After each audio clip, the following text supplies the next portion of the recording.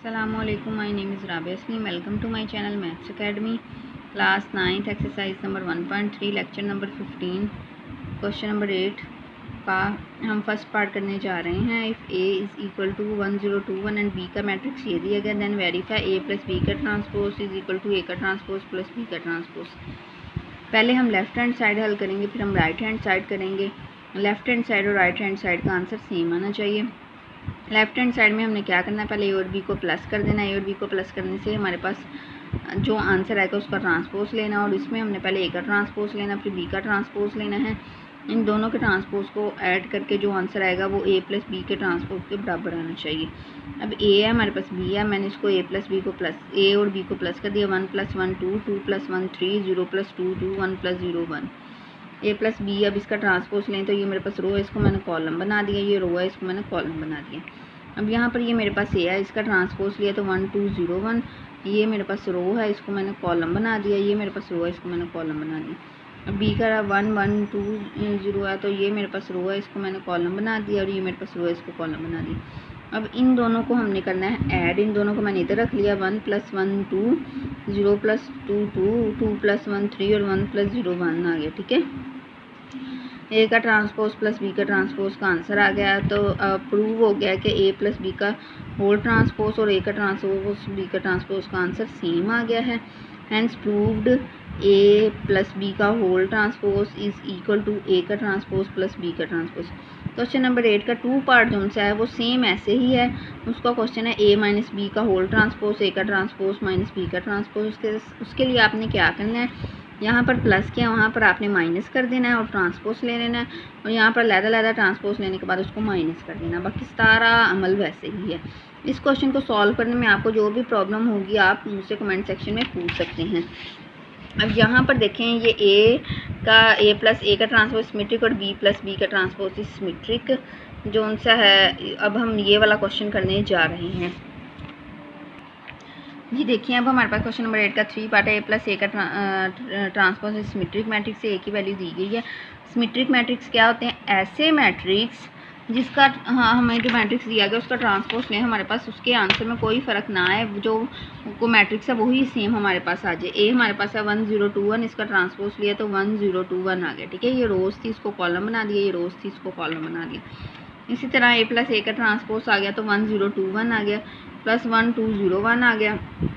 अब इनको मैंने प्लस किया तो 1 + 1 2, 2 + 0 2, 0 + 2 2 और 1 + 1 2 आ गया। तो ए प्लस ए का ट्रांसपोज आ गया।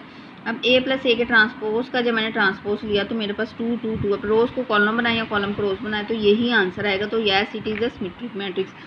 क्वेश्चन नंबर 8 का 5 पार्ट अगर हम देखें तो वो सेम एज इट इज़ है, बी प्लस बी का ट्रांसपोज। इसी तरीके से वो करना है, इसी मेथड से। अब क्वेश्चन नंबर 8 का जो सा है, अगर आप देखें क्वेश्चन नंबर 8 का जो सा 6 पार्ट, ये देखें क्वेश्चन नंबर 8। अब यहाँ पर ये दो स्क्यू सिमेट्रिक्स वाले हैं, जिसमें से मैं बी वाला करवाने जा रही हूँ, क्योंकि यहाँ पर पहले मैंने ए वाला किया था। और क्वेश्चन नंबर 8 का जो सा 4 पार्ट वो आपने खुद करना है, स्क्यू सिमेट्रिक मैट्रिक्स से। कोई भी मसला आप कमेंट सेक्शन में पूछ सकते हैं। ठीक है, अब क्वेश्चन नंबर जो सा है वो पार्ट 8 का बी पार्ट, मतलब कि क्वेश्चन नंबर 8 का 6 पार्ट हम करने जा रहे हैं। तो बी माइनस बी का transpose skew symmetric matrix. B की वैल्यू हमारे पास 2 2 1 0, और इसका ट्रांसपोज अगर मैं लूँ तो 2 1 2 0 आ जाएगा। ठीक है, मेरे पास 2 1 2 0 आ जाएगा।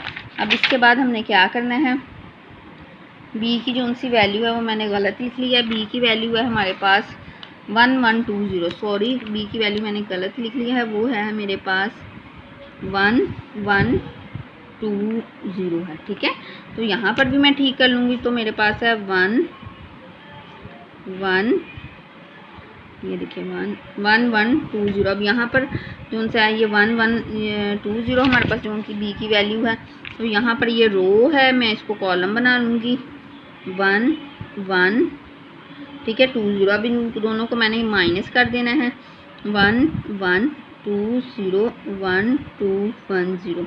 1 में से 1 माइनस किया 0, 1 में से 2 माइनस किया -1, बड़ी वैल्यू के साथ माइनस था, इस वजह से 2 में से 1 माइनस किया 1, 0 में से 0 माइनस किया 0। बी माइनस बी का ट्रांसपोज है। बी माइनस बी का ट्रांसपोज को हमने अब आगे क्या करना है, बी माइनस बी के ट्रांसपोज पर अब हमने अगेन ट्रांसपोज लेना है, फिर उसके बाद उसको माइनस से मल्टीप्लाई करना है, फिर आपके पास बी माइनस बी के ट्रांसपोज का ही आंसर आना चाहिए। अब यहाँ पर देखें बी माइनस बी के ट्रांसपोज है 0 -1 1 0। अगर मैं इसका ट्रांसपोज लूँ तो मेरे पास आ जाएगा 0 -1 1 0। ठीक है, तो मेरे पास आ जाएगा 0 -1 1 0। अब इसको मैं माइनस से मल्टीप्लाई करूँगी तो मेरे पास आ जाएगा 0। अब इसको माइनस से मल्टीप्लाई करूँ 0 -1 माइनस माइनस +1 और 0। तो अब मतलब मीन्स टू से अब हमारे पास जो आंसर है वो है बी के ट्रांसपोज का ट्रांसपोज इज़ इक्वल टू 0 -1 1 0। तो आप देख सकते हैं कि ये बी माइनस बी के ट्रांसपोज सेम वैसा ही है जैसे कि इसको माइनस से मल्टीप्लाई करने के साथ हमारे पास आंसर आया है। तो अब yes it is Q matrix.